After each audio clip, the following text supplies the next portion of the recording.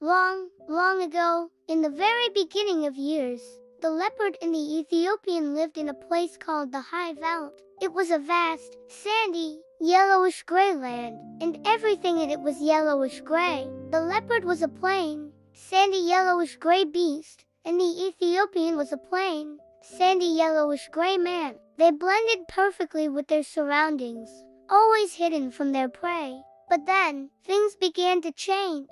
The rains came, and the high veld started to grow green. Trees and bushes sprang up everywhere, creating dense forests and shady places. The other animals, who were also plain and yellowish-gray, began to adapt. The giraffe, who was once plain, developed beautiful blotches all over his coat, like the patterns of the leaves and shadows. He could now hide among the trees, munching on the highest branches.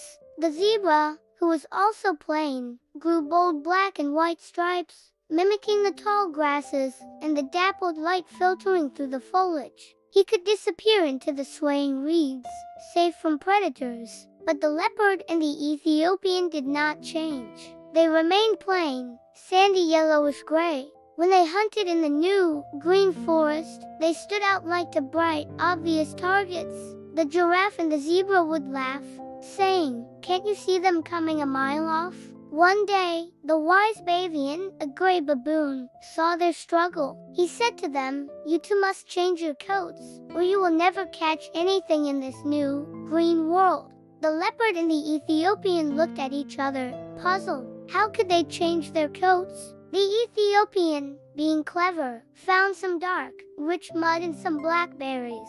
He looked at the leopard and said, "I have an idea." With his fingers, he began to draw patterns on the leopard's plain coat. He made little round spots, like the shadows of leaves on the ground, and big, bold spots, like the patterns of the forest floor. When he was finished, the leopard looked magnificent. His sandy yellowish-gray fur was now covered in beautiful black spots. He blended perfectly with the dappled light and shadow of the forest. He was no longer obvious. He was perfectly camouflaged. Then, the leopard helped the Ethiopian. He took the black mud and berries and drew intricate patterns all over the Ethiopian's skin.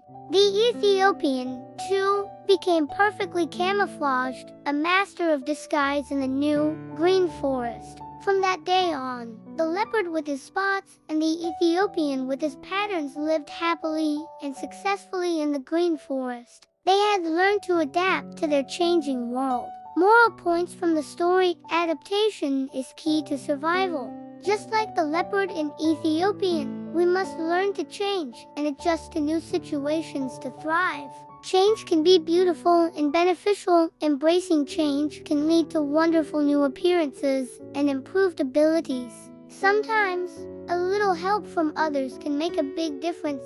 Don't be afraid to seek advice or assistance when facing challenges. Subscribe for more amazing stories.